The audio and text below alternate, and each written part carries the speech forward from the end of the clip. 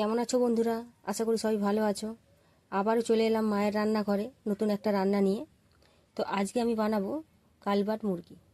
তো চলো দেখে নাও কী করে আমি বানাই। তো কালবাট মুরগি বানানোর জন্য আমি এখানে পেঁয়াজ 4টে বড় বড় সাইজের এরকম ছোটো ছোটো কুচি করে নিয়েছি। একটা বড় সাইজের টমেটো কুচিয়ে নিয়েছি। এখানে একটা মাঝারি সাইজের আদা আমি কুচি করে নিয়েছি। আর 10-15 কোয়ার মতন রসুন আমি এখানে নিয়ে নিয়েছি। তাই সবগুলো আমি মিক্সারে পেস্ট বানিয়ে নেবো। মাংসটা ধুয়ে আমরা পরিষ্কার করে নিয়েছি। এতে একে একে সব উপকরণগুলো দিয়ে দেবো। পেঁয়াজ, টমেটো, আদা, রসুন বাটা দিয়ে দেবো। দিয়ে দেবো ফেটে রাখা টক দই, গুঁড়ো হলুদ, লঙ্কার গুঁড়ো, সামান্য পরিমাণ চিনি, স্বাদ অনুযায়ী নুন, বড় চামচে 2 চামচের মতন সর্ষের তেল। ভালো করে মশলাটা মাংসের সঙ্গে মাখিয়ে নেব।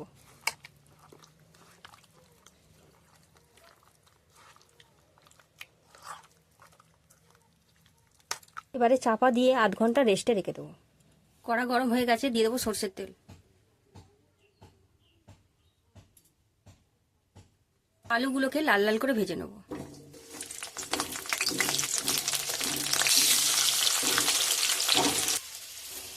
আলুগুলো লাল লাল করে ভাজা হয়ে গেছে, এবারে নামিয়ে নেব। কড়া গরম হয়ে গেছে, দিয়ে দেবো বাটার।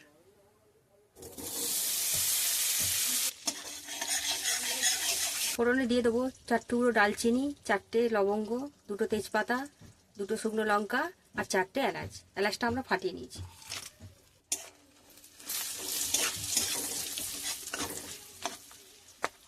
ফোড়নটা হয়ে গেছে, দিয়ে দেবো ম্যারিনেট করা মাংস।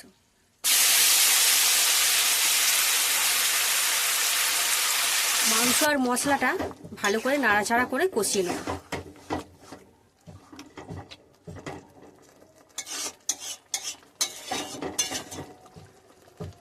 এর সাথে দিয়ে দেবো সানরাইসের মিট মশলা।